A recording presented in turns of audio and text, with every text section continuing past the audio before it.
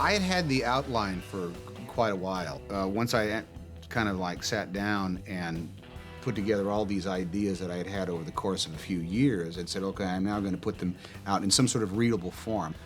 The only training that I have in order to, be a quote-unquote screenwriter is, having read a bunch of screenplays and, having worked on the movies that I've worked on as an actor. I started working on it in December and kept pounding away until March. And at the end of those 3 months, I had something that was very raw and pretty primitive, but that worked from beginning to end. I started dealing with the nuts and bolts of it. Here's what it should look like. Here's what it should feel like. You begin to put things like that into the script, which is really, in the interpretive kind of process that you have to do if you're going to try to shoot it. So the time came, I was back with Jonathan Demme in New York. He said, if you really want to do something bodacious right now, you should go off and you should direct this movie. It was time then to show it to the studio. And the next thing I knew, in July, we opened up production offices, and we started shooting in November.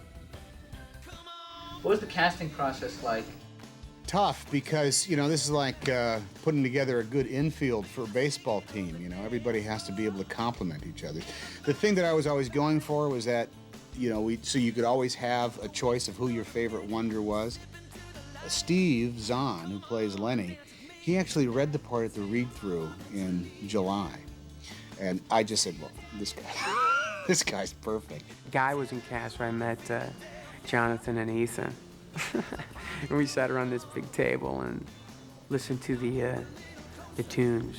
Ethan Embry, because the bass player had so few lines, Ethan came in and he had to actually read a scene of another character in order for me to hear him. And since now he's got a lot more stuff to do in the movie because he's so good. I was told that it was a movie about a band in 1964. They said, I guess you'd be good for the bass player. And I was like, wow, cool, because I already know how to play the bass. I was like, right on. Well, when I read it, I said, yeah, this is, the role that Tom would have been cast as. He told me when he wrote it. He said, when I wrote it, yeah, guys, this is me in many ways. They're all me, but he says, Guy is me as this lead character. But if I could have my choice, and if I was going to be in this movie, I wouldn't want to be Guy. I'd want to be Lenny. Yeah, it's when Tom Scott came in. I thought there's no way this is going to happen. He sucks. No, I'm kidding. He's standing in here. When Tom first came in, Tom Scott, I thought, I can't hire this guy because he looks too much like me. I said, so are you sick of hearing that you look like me? And he says, yes, I get that all the time. I felt like I was stepping into some shoes at one point, but maybe not. Actually, my wife, it was a casting session in New York when it was really coming down to the wire.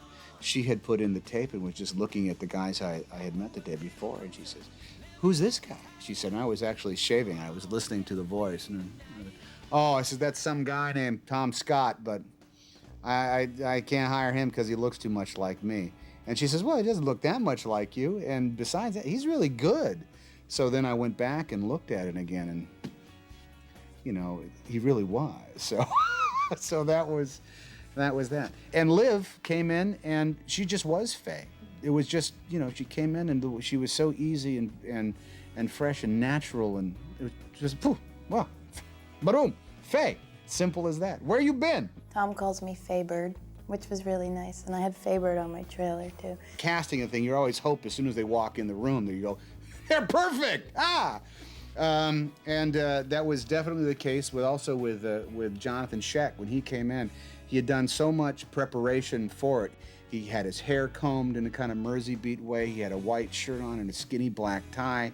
And he was just kind of so dedicated and focused to what it was. I was enthralled by what he was doing. Thank you. We're the Wonders.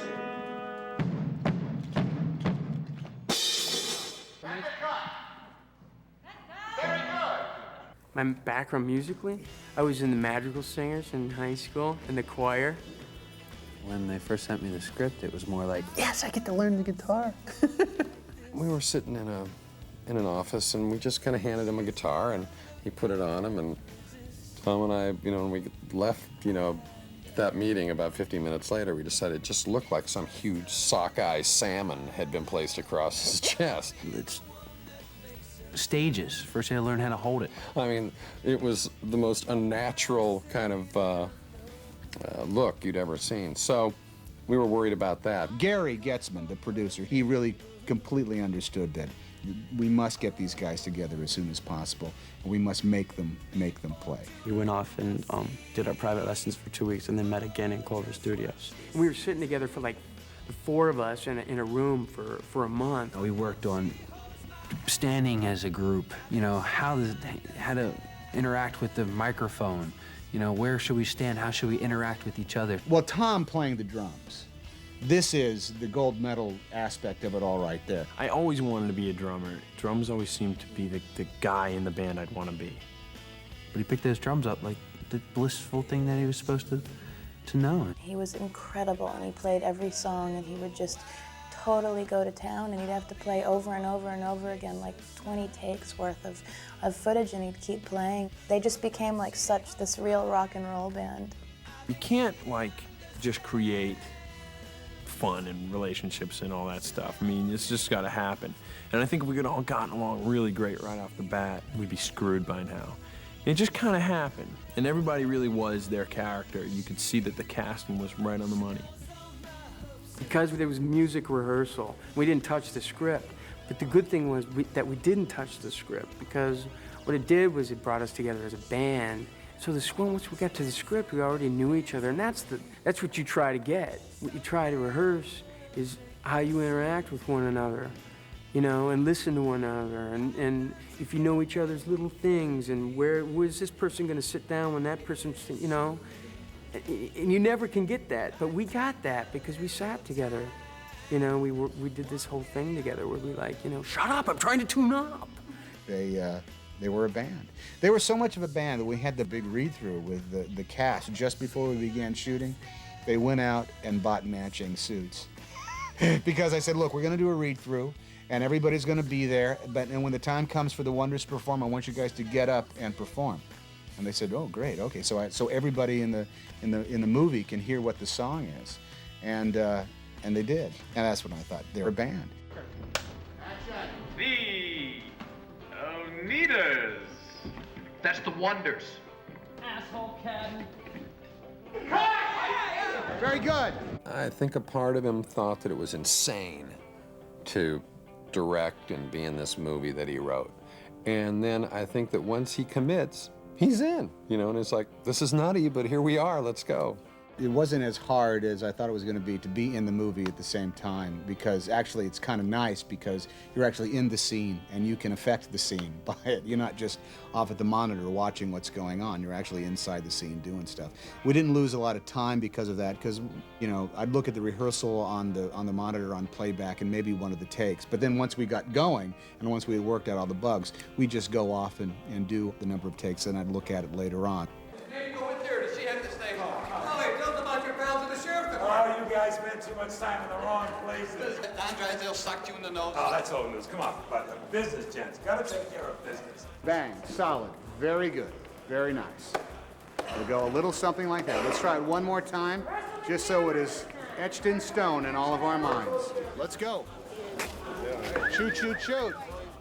In the beginning, he was really good at it, and he knew exactly what he wanted, and he really did an excellent job. Ladies and gentlemen, you are the greatest crowd in the state's history of the Illinois State Fair. God bless you and that thing you do. Quiet and roll, please. Roll it.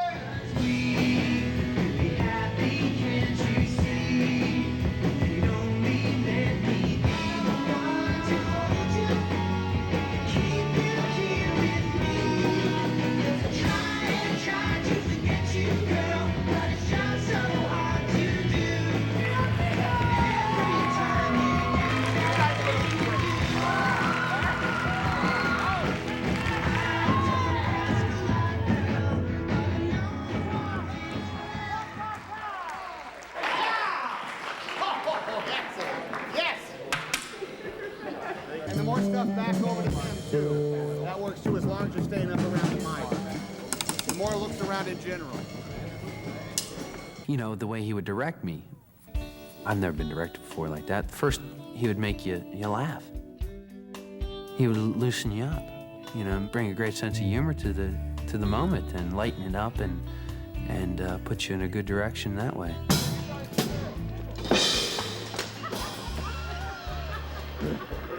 Goes a little something like that. See, it's a comedy about a band. We just spent, you know, the first month laughing our pants off the whole time and just, you know, having really sore jaws at the night, you know, you'd be like, oh. I mean, there were some times when he would come over and he would give you like inspirational speeches that would just leave you just sitting with this inner just yearning to just sing this song like you've never sung it before. All right, That's 4 bars, verse chorus, bridge solo, verse chorus, then out.